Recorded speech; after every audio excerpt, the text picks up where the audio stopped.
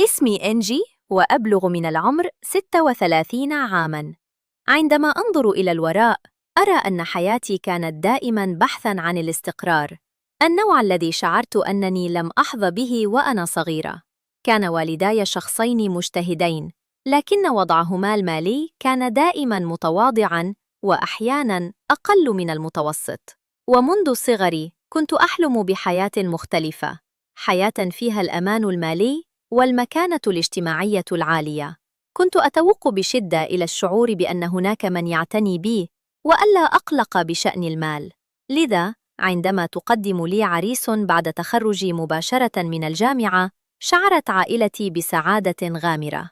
لقد تعرفنا عليه من خلال معارف العائلة، وبدا أنه كل ما كنا نتمناه. كان مهندس بترول، رجلاً ثرياً جداً وذو مكانة اجتماعية مرموقة، كما كان أكبر مني ب17 عاماً ومطلقاً، ولديه ابن وبنت من زواجه السابق. في البداية كان أولاده يعيشون معه، لكنهم انتقلوا لاحقاً للعيش مع والدتهم. كان والداي في غاية السعادة، فقد كان مستقراً مادياً ووعد بتحمل جميع نفقات الزواج، مما يعني عدم وجود أي عبء مالي عليهما. شجعاني على التعرف عليه بشكل أكبر، فوافقت. كنت صغيرة السن وجميلة وواثقة من نفسي، لكن العرسان المناسبين كانوا نادرين. كان والداي يركزان على وضعه المالي والاجتماعي الممتاز، وبصراحة كان هذا هو هدفي أنا أيضاً.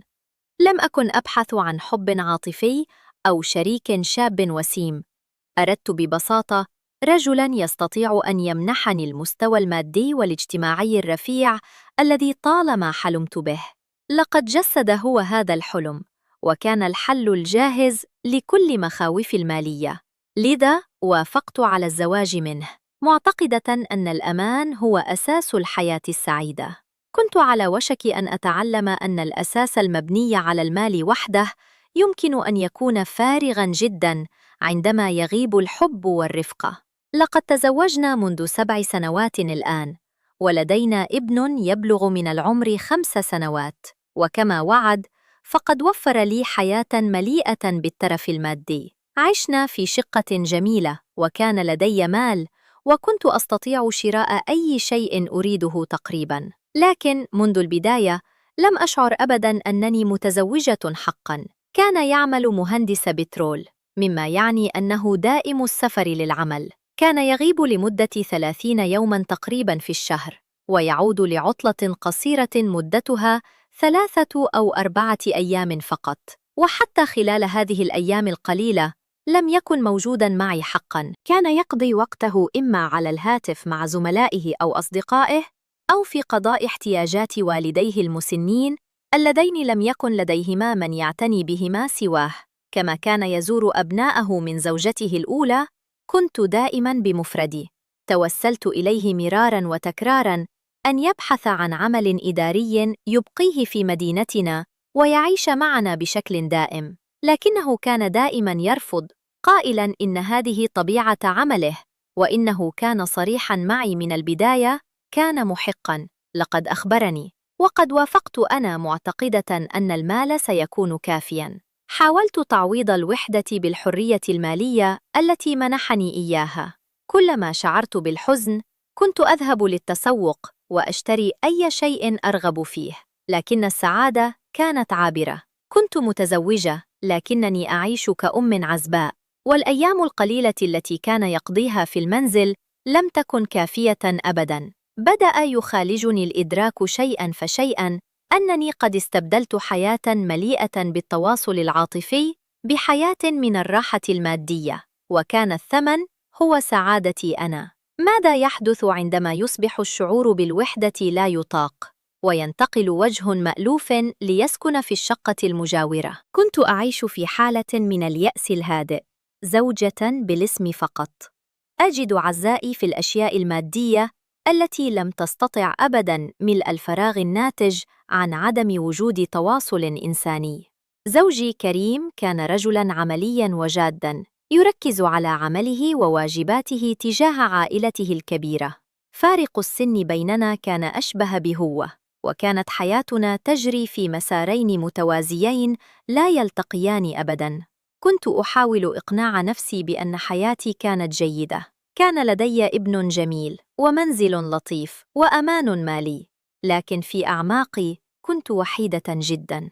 كنت أقضي معظم أيامي وحدي في شقتنا، أشاهد العالم من على شرفتي، ومن تلك الشرفة لاحظت أول مرة تغيراً في العمارة. لمدة 3 سنوات كانت الشقة المجاورة خالية، صامتة، تذكر بالزوجين المسنين الذين عاشا فيها. ثم في يوم من الأيام رأيت البوابة تنظفها. بدافع الفضول سألتها عما يحدث. أخبرتني أن أحد ورثة الزوجين سينتقل للعيش فيها. كان اسمه معتز، ابنهما. بعد فترة قصيرة رأيته على السلم. كان شاباً وسيماً في حوالي 35 من عمره، وله تصرفات لطيفة. كانت تفاعلاتنا الأولى مجرد تحية من على الشرفات المتجاورة، ثم بدأ يطرق بابي لطلبات بسيطة. يسأل عن أمور متعلقة بالعمارة، أو يترك معي نقوداً للبواب إذا تأخر، أو يبدي إعجابه بطبق طعام شم رائحته أثناء طهيه. كانت كلها تفاعلات بريئة، تبادل ودود بين جيران، وقد رحبت بها كثيراً. كنت متعطشة لأي محادثة، لأي شكل من أشكال التفاعل اللطيف. كان محامياً وله مواعيد عمل منتظمة، يعود إلى المنزل في وقت مبكر من بعد الظهر، وهو ما كان متناقضاً تماماً مع غياب زوجي المستمر. في أحد الأيام طلب مني رقم هاتفي، قائلاً إن ذلك أسهل من طرقه الباب باستمرار. أعطيته إياه دون تفكير، وسرعان ما تحولت محادثاتنا العادية عن العمارة أو الطبخ إلى مكالمات هاتفية يومية. أرسل لي طلب صداقة على فيسبوك فوافقت، ومع مرور الوقت تعمقت محادثاتنا، تشاركنا أفكارنا وأحلامنا وإحباطاتنا. ولأول مرة في حياتي شعرت بشيء لم أختبره من قبل. لقد كان الحب. كان معتز مختلفاً تماماً عن زوجي. كان رومانسياً، كلماته جميلة وحلوة، وعمره قريب جداً من عمري. كان يستمع إلي. لقد فهم وحدتي، لأنه كان بإمكانه سماع مشاجراتي مع كريم من خلال الجدران الرقيقة عندما يكون زوجي في المنزل. لقد ملأ الفراغ الكبير في حياتي الذي خلقه زواجي. أدركت أنني تزوجت من أجل الأمان، لكن قلبي كان الآن يستيقظ على شعور كنت أعتبره دائماً غير مهم. وقد شعر معتز بنفس الشيء. اعترفنا بحبنا لبعضنا البعض، ولأول مرة فهمت ما معنى أن تحب شخصاً حقاً. عندما تقع الزوجة الوحيدة والجار الوسيم في الحب، ما هي الخطط الخطيرة التي سيرسمانها لمستقبل مشترك؟ الوقوع في حب معتز كان مثل اكتشاف حاسة جديدة لم أكن أعرف أنني أمتلكها. بعد سنوات من الزواج العملي الخالي من الرومانسية، كانت كلماته واهتمامه بمثابة سكر كان يسكرني. كان جاري وصديقي المقرب، والآن حبيبي الذي أخفيه عن العالم. لكن سرنا لم يستطع أن يبقى مخفياً في ظلال شرفاتنا المتجاورة إلى الأبد. بعد بضعة أشهر بدأ معتز يضغط علي. أرادنا أن نكون معاً علناً. طلب مني أن آتي إلى شقته، أو أن يأتي هو إلى شقتي، لكنني رفضت خائفة من العواقب. لذا غير أسلوبه. قال لي أن أطلب الطلاق من زوجي، ووعدني بأننا سنتزوج. ولكن بعدها جاءت الصدمة الواقعية. اعترف معتز بأنه لا يملك مالاً للزواج. هو نفسه كان مطلقاً، وكان العبء المالي المتمثل في دفع نفقة طليقته وإعالة أبنائه يتركه بلا شيء. لم يستطع شراء منزل جديد لنا. الشقة التي كان يعيش فيها كانت ملكاً له ولإخوته. كانوا يخططون لبيعها وتقسيم الثمن فيما بينهم، لذا لم تكن حلاً دائماً لنا. كان بحاجة لشراء مكان جديد، ولم يكن لديه المال. أما أنا فقد كنت مقتصدة. كريم على الرغم من غيابه العاطفي كان كريماً جداً. كان يعطيني مبلغاً شهرياً كبيراً لمصاريف المنزل، وكنت قد تمكنت من ادخار جزء كبير منه على مر السنين. كان لدي مدخراتي الخاصة، بيضة العش التي تبلغ 350 ألف جنيه، بالإضافة إلى ذهبي الذي كان بمثابة شريان الأمان لدي. رأيت مدخراتي كمفتاح مستقبلنا. في عقلي المليء بالحب كان الحل بسيطاً: سأقدم المال أنا. اقترحت الفكرة على معتز: سأشتري الشقة وستكون باسمي، وبمجرد أن أطلق من زوجي يمكننا العيش فيها معاً. رفض رفضاً قاطعاً. لم يسمح له كبرياؤه بالعيش في منزل باسم زوجته. قال: إن هذه مسألة شرف. أخبرني أنه وإخوته يملكون قطعة أرض على وشك أن تباع. بمجرد بيعها سيحصل على نصيبه ويشتري الشقة بنفسه. لكنني كنت نافذة الصبر. كنت أحبه بشدة وخائفة من خسارته. لم أستطع تحمل فكرة إضاعة المزيد من السنوات في زواج فارغ. كنت يائسة لبدء حياتي الجديدة مع معتز، لذا بغضت عليه. توسلت إليه ليلاً ونهاراً. أخيراً استسلم، لكن بشروط: سيأخذ مالي، لكنه سيعطيني إيصال أمانة ليضمن حقي. سيبحث عن الشقة، وعندما تباع الأرض سيرد لي المال. كنت مرتاحة جداً ومصابة بعمل حب، لدرجة أنني وافقت دون تفكير. كنت أخيراً سأكون مع الرجل الذي أحبه، وكان مالي مجرد أداة مؤقتة لتوصيلنا إلى هناك. لم أرى الشقوق في قصته، رأيت فقط الطريق إلى سعادة الأبدية. مصابة بعمل حب وتضع كل مدخرات حياتها بين يدي الرجل الذي تثق به، هل سيستخدم أنجي المال لبناء مستقبلهما؟ أم أن هناك شيئاً أكثر شراً على وشك الحدوث؟ وضعت الخطة موضع التنفيذ، وشعرت بشعور مثير بالأمل لأول مرة منذ سنوات. أخبرني معتز أنه وجد الشقة المثالية، شقة جاهزة بالكامل ومتشطبة في حي جيد بسعر 500 ألف جنيه. بدا الأمر وكأنه قدر، لكن كانت هناك مشكلة: مدخراتي كانت 350 ألف جنيه فقط. كنت بحاجة إلى 150 ألف جنيه إضافية.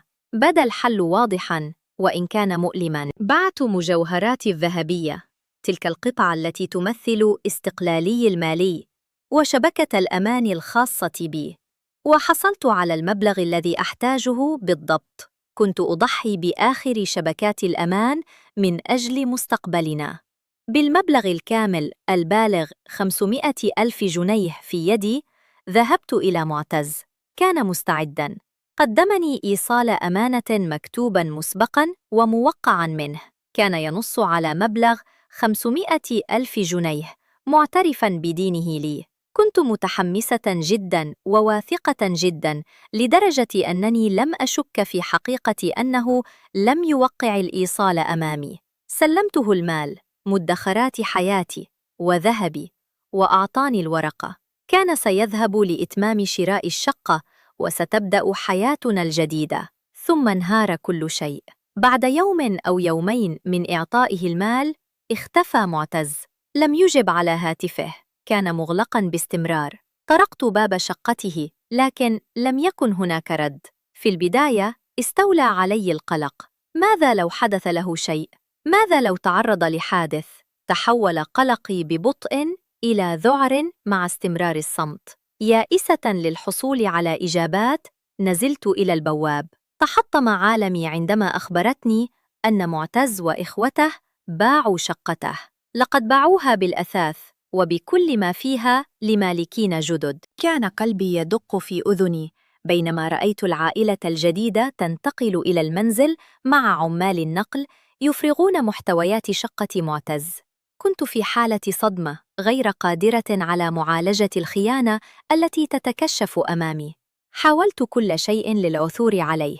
اتصلت بإخوته وإخواته الذين كنت قد تواصلت معهم من قبل. لم يرد علي أحد. عدت إلى بواب العمارة حيث كانت الشقة الجديدة، تلك التي كان من المفترض أن يشتريها معتز. عندما سألت إن كانت معروضة للبيع، نظر إلي البواب باستغراب. لا، قال، لم تكن معروضة للبيع أبداً. كانت معروضة للإيجار فقط. سقط علي الإدراك المدوي كصفعة على وجهي. لم تكن هناك شقة جديدة. لم يكن هناك بيع. كان كل شيء كذبة متقنة، فخاً محكماً، وقد وقعت فيه بكل سهولة. لقد نصب لي معتز. لقد استغل وحدتي ويأسي للحب وسذاجتي. أدركت الآن أن إخوته كانوا على الأرجح متواطئين. كل جزء من مدخراتي، كل جرام من ذهبي قد ضاع. إيصال الأمان الذي أعطاني إياه، أدركت لاحقاً أنه قطعة ورق لا قيمة لها، ومن المرجح أنها مزورة. لم يبق لدي سوى الخزي من غبائي والسر المريع الذي يجب أن أحتفظ به من زوجي. مع اختفاء مالها وبيع ذهبها واختفاء الرجل الذي أحبته، لم يبق لأنجي سوى قطعة ورق لا قيمة لها وسر مدمر. لكن كيف يمكنها فضح محتال دون أن تكشف خيانتها؟ كنت شبحاً في حياتي الخاصة، مسكونة بحجم خطئي. الشقة الجميلة التي كنت أعيشها مع كريم، والتي كانت يوماً رمزاً للمكانة التي طالما رغبت فيها، بدت الآن وكأنها قفص مدهب. كل ركن فيها يذكرني بخيانتي وخسارتي. 500,000 جنيه، وكل ذهبي ذهب اختفى على يد رجل تلاعب بي بكلمات معسولة بينما كان ينظر إلى جيبي. المفارقة كانت مريرة كالسم. تزوجت من كريم من أجل ماله، متعطشة للأمان الذي يوفره، ثم أعطيت ذلك الأمان نفسه مقابل 4 أشهر من الحب العاطفي، لتنتهي بي الأمر بلا شيء سوى إيصال أمانة مزور وثقل سر يسحق روحي. العار كان ثقلاً مادياً على صدري. لم أستطع إخبار كريم. كيف أشرح أنني أعطيت مدخراتنا ومجوهراتي للجار الذي لا يعرفه؟ المحادثة ستفجر كل شيء. سأضطر للاعتراف بخيانتي العاطفية وغباء المالي. كريم بكل عيوبه كان رجلاً كريماً وكريماً. هذا المستوى من الخداع سيدمره، وبالتأكيد سينهي زواجنا، ليس بالحرية التي كنت أحلم بها، بل بالإذلال والعار. سأكون الزوجة الخائنة الحمقاء. عائلتي التي كانت فخورة جداً بزواجي الجيد ستدمر. ابني سيكبر في منزل مفكك بسبب أفعال أمه. كان العار سجناً بنيته بنفسي، ولم أرى مخرجاً منه، لكن الغضب كان بنفس القوة. معتز لم يسرق مالي فقط، لقد سرق ثقتي وكرامتي وسلامي الداخلي. لقد استغل أعمق نقاط ضعفي، وحدتي ويأسي للحب، واستخدمها كسلاح ضدي. هو وإخوته كانوا يضحكون علي، كنت متأكدة من ذلك. لقد نفذوا عملية السطو المثالية، وأنا كنت أخجل من الإبلاغ عنها. مجرد التفكير في تقديم بلاغ للشرطة جعل دمي يتجمد. كان علي أن أشرح كل شيء. ستطرح الشرطة الأسئلة، سيعرف زوجي حتماً، ستنكشف حياتي، وسأكون أنا المثل الأعلى للتحذير. المرأة الحمقاء التي ظنت أنها وجدت الحب، ولكنها كانت في الواقع هدفاً لعملية نصب. إيصال الأمانة حتى لو كان مزوراً كان دليلي الوحيد، لكنه كان أيضاً دليلاً يربطني مباشرة بخيانتي. كنت مشلولة، عالقة بين الرغبة في تحقيق العدالة والرعب المطلق من افتضاح أمري، ممزقة بين الرغبة في الانتقام والخوف من اكتشاف زوجها لخيانتها. تقع إنجي في فخ. هل يمكنها إيجاد طريقة للرد دون أن تخسر كل ما تبقى لديها؟ أنا عالقة في كابوس من صنع يدي. كل يوم أجلس في هذه الشقة، محاطة بالراحة المادية التي كنت أقدرها يوماً، ولا أشعر سوى بثقل خسارتي ووخز غبائي. 350,000 جنيه من المدخرات، 150,000 جنيه من الذهب، كل ذلك ذهباً إلى جيوب رجل لم يرني كحبيبة، بل كضحية سهلة. الجار الرومانسي، الكلمات المعسولة، الوعد بحياة جديدة، كان كل ذلك أداءً، خطة محكمة صممت خصيصاً لتنهبني كل ما ادخرته، وأنا لعبت دوري على أكمل وجه. مصابة بعمى حب لم يكن حقيقياً أبداً. لقد فكرت في 1000 سيناريو. تخيلت أن أعثر على معتز، أواجهه، أصرخ في وجهه حتى يعيد لي مالي. تخيلت أن أذهب إلى منازل إخوته وأحدث فضيحة حتى يعرف الحي كله أي عائلة هم. حتى أنني تخيلت أن أذهب إلى الشرطة وأسرد القصة المأساوية بأكملها وأشاهده يعتقل بتهمة الاحتيال. لكن في كل سيناريو أصطدم بنفس الجدار: سري، اللحظة التي أتحدث فيها، اللحظة التي أحاول فيها استعادة أموالي.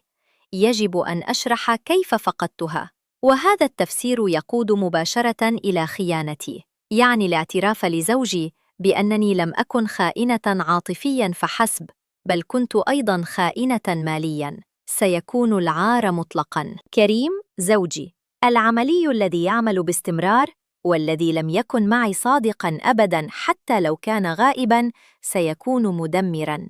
ابني سيكبر وقصة خيانة أمه تروى. والداي اللذان ضحيا كثيراً ليرياني مستقرة سينكسر قلبهما. سأخسر كل شيء: منزلي واحترام عائلتي وثقة ابني، كل ذلك من أجل مطاردة سراب. لقد صنعت لنفسي هذا المصير، والآن يجب أن أعيش معه. لا أستطيع الإبلاغ عن معتز دون الكشف عن خيانتي، ولا أستطيع الكشف عن خيانتي دون تدمير عائلتي. المحتال عرف بالضبط ما يفعله. عرف أنني سأخجل أكثر من اللازم لأتقدم بشكوى. لم يسرق مالي فقط، لقد سرق صوتي أيضاً. لذا أجلس هنا في صمت مع إيصال أمانة لا قيمة له، مخبأ مثل سر مخزن. أشاهد زوجي يأتي ويذهب في زياراته القصيرة وأبتسم.